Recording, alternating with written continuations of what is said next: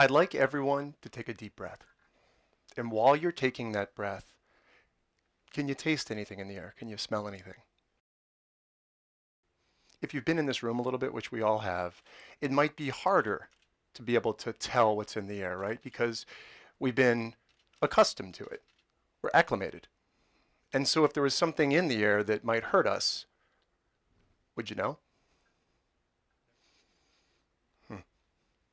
No, I don't think there's anything in the air, at least as far as I know.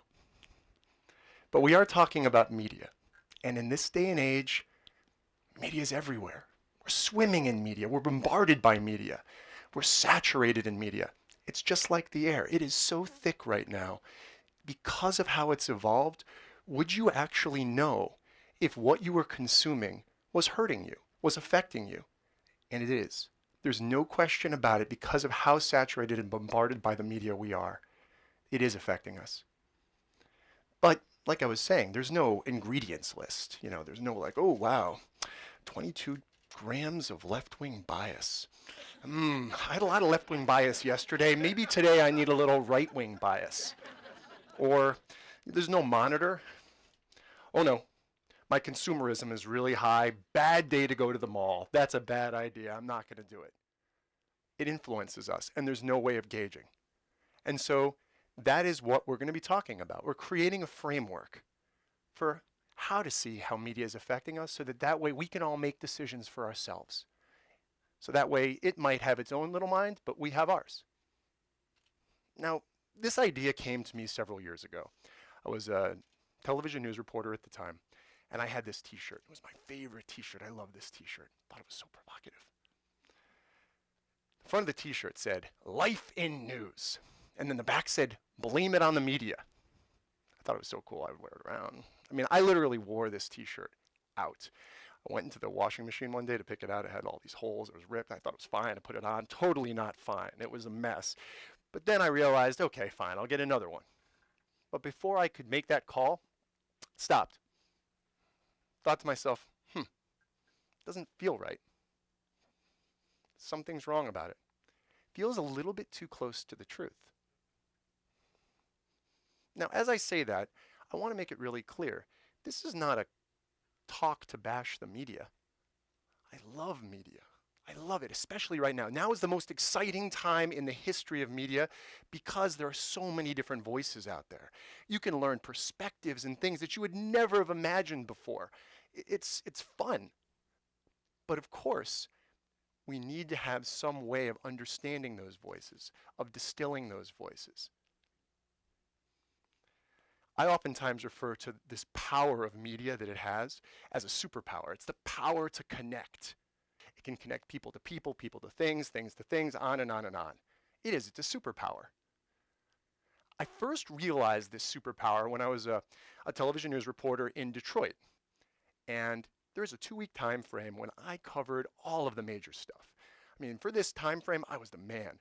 If there was some sort of murder mystery, there I was. Political corruption, on the spot, I was the man.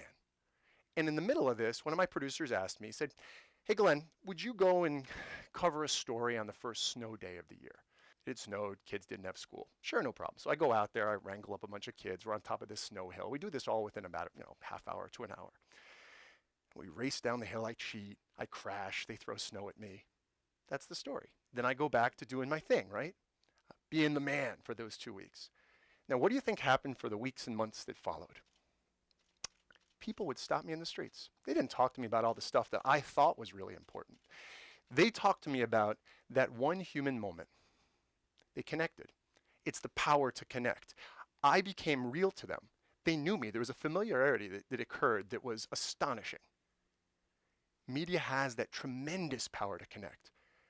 But, like any superpower, with great power comes great responsibility.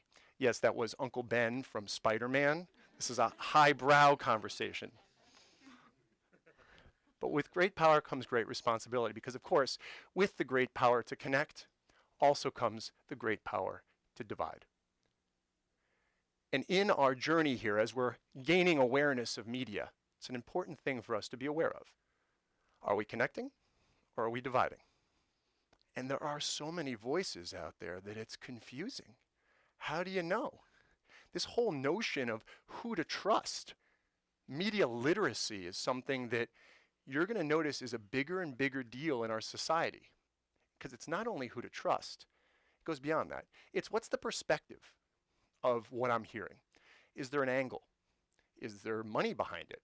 What's the driving force behind it? Oh my gosh, with all these different voices, how do I know? And anybody can be a journalist.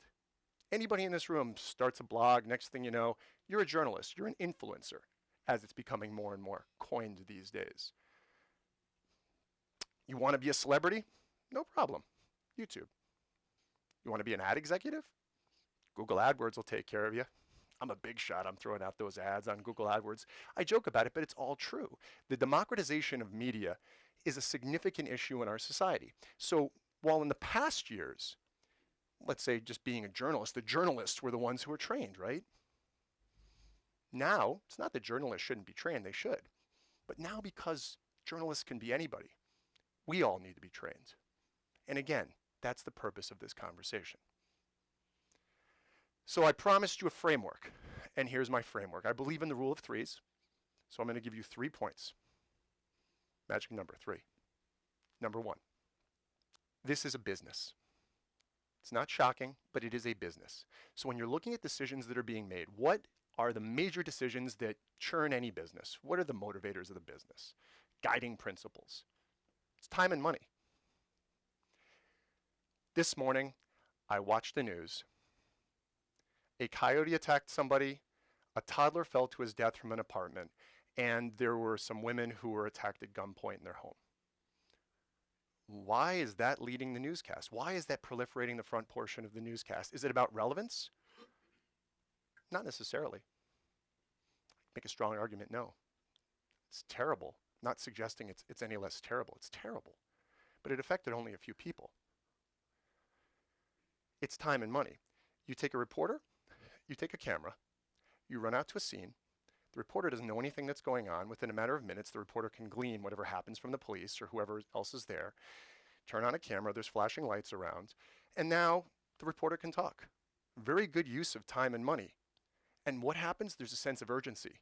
There's something real going on. So you're brought in. What are they looking for? What does the media want? They want your attention. They want your eyeballs. They want views. And what churns that? Well, drama. Human drama churns it. Conflict, controversy.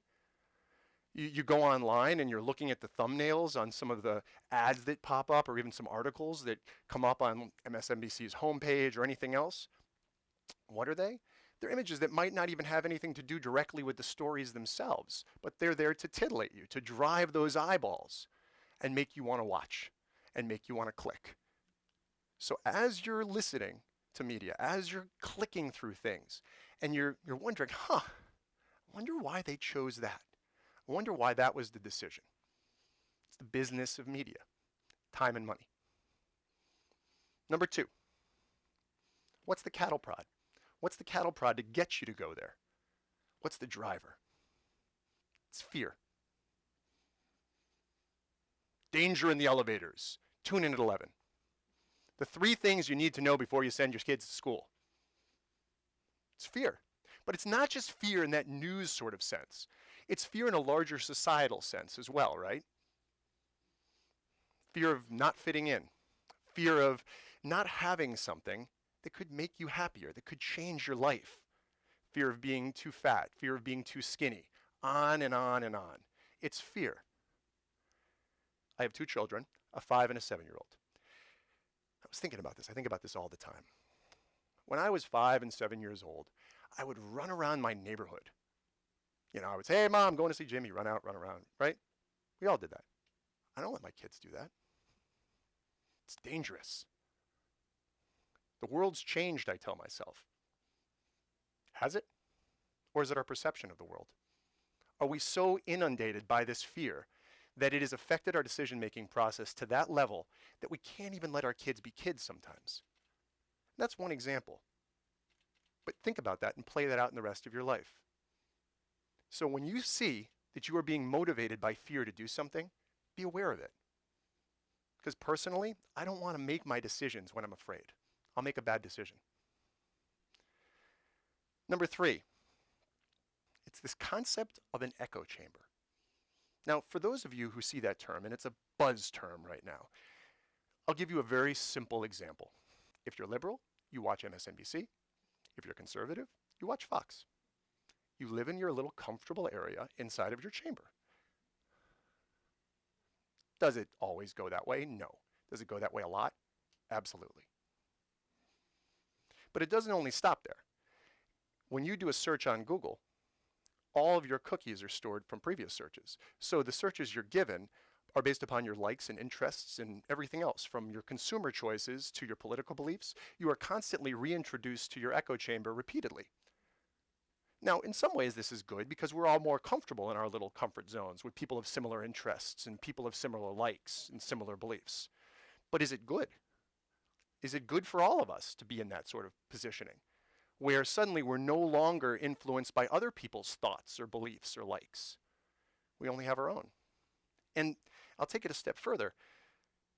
The tone in these echo chambers, not always such a kindler, gentler sort of tone. A little snarky. If you don't believe this, you're an idiot. Oftentimes the tone. That's the way they're driving eyeballs because of the controversy, but it doesn't necessarily suit us as a culture. It makes it harder for all of us to communicate. And sometimes what ends up happening is there becomes this bullying tactic. Inside of these echo chambers, you're being bullied through political correctness. And those bullying tactics and all of this, it separates us as a culture. We can't have conversations anymore.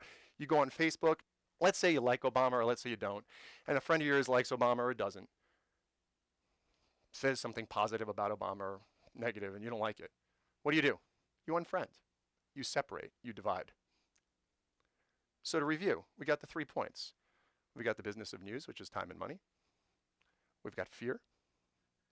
And then we've got the echo chamber. Be aware of those 3, because those 3, by being aware of them, you can change the way you ingest things.